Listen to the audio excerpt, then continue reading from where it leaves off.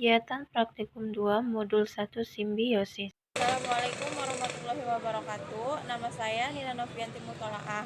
Saya akan menjelaskan dan memberikan contoh tentang simbiosis parasitisme, komensalisme, dan mutualisme. Simbiosis parasitisme adalah hubungan dua makhluk hidup yang mana hanya menguntungkan sepihak saja. Berikut ini adalah contoh dari simbiosis parasitisme. Ini adalah contoh dari simbiosis parasitisme, yaitu benalu yang ada di pohon mangga. Kenapa bisa dikatakan simbiosis parasitisme? Karena keuntungannya didapatkan oleh benalu, karena benalu menyerap air sari makanan dari pohon mangga, dan kerugiannya didapatkan oleh pohon mangga karena pohon mangga lama-lama akan mati dan sari makanannya diserap oleh benalu. Ini adalah contoh dari simbiosis parasitisme, yaitu antara nyamuk dan manusia. Keuntungannya didapatkan oleh nyamuk yang mendapatkan darah sehingga dapat berkembang dengan baik, sedangkan kerugiannya dirasakan oleh manusia karena akan merasakan gatal dan dapat terserang penyakit berbahaya. Adalah contoh dari simbiosis parasitisme, yaitu pohon labu dan ilalang. Keuntungannya didapatkan oleh ilalang karena ilalang mendapatkan air dan cahaya matahari, sedangkan pohon labu akan dirugikan karena mendapatkan saingan untuk mendapatkan air dan cahaya matahari. Juga dirugikan karena senyawa beracun yang disebarkan oleh ilalang. Adalah contoh dari simbiosis parasitisme karena keuntungannya didapatkan oleh kutu karena dia menghisap darah yang ada pada kepala manusia, sedangkan manusia mendapatkan kerugian karena gatal. Kesimpulannya adalah parasit tidak akan membunuh inangnya.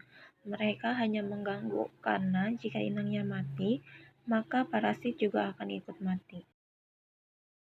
Simbiosis komensalisme adalah hubungan dua makhluk hidup yang salah satunya mendapatkan keuntungan dan yang lainnya tidak merasa dirugikan dan tidak mendapatkan keuntungan.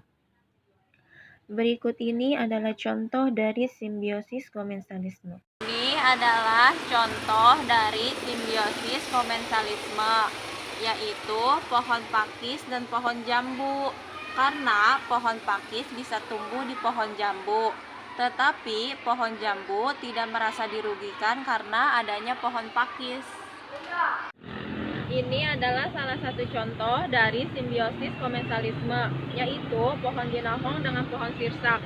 Karena binahong mendapatkan keuntungan dengan melilitkan batangnya pada pohon sirsak, sedangkan pohon sirsak tidak merasa dirugikan dan diuntungkan dengan adanya lilitan batang pohon tersebut. Ini adalah salah satu contoh dari simbiosis komensalisme, yaitu pohon srikaya dan pohon saga. Keuntungannya didapatkan oleh pohon saga karena dia melilitkan batangnya pada pohon srikaya, sedangkan pohon srikaya tidak mendapatkan keuntungan dan juga tidak merasa dirugikan dengan lilitan batang pohon saga. Kesimpulannya adalah salah satu makhluk hidup yang mendapatkan keuntungan dan yang lainnya tidak mendapatkan keuntungan dan tidak merasa dirugikan. Simbiosis mutualisme adalah hubungan dua makhluk hidup yang saling menguntungkan.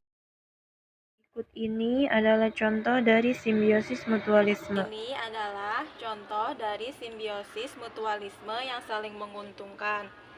Karena cacing mendapatkan makanan dari akar pohon cabai, sedangkan pohon cabai mendapatkan tanah yang gembur akibat adanya aktivitas cacing di dalam tanah, sehingga pohon cabai menjadi subur.